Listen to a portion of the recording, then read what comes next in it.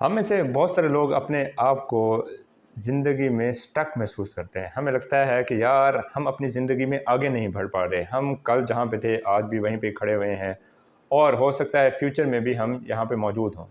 तो इसमें अगर हम गौर करें तो हमें समझ में आएगी कि जो मेन प्रॉब्लम जिसकी वजह से हम अपने आप को स्टक महसूस करते हैं, उसकी बुनियादी वजह हमारी अपनी लैक ऑफ क्लैरिटी है।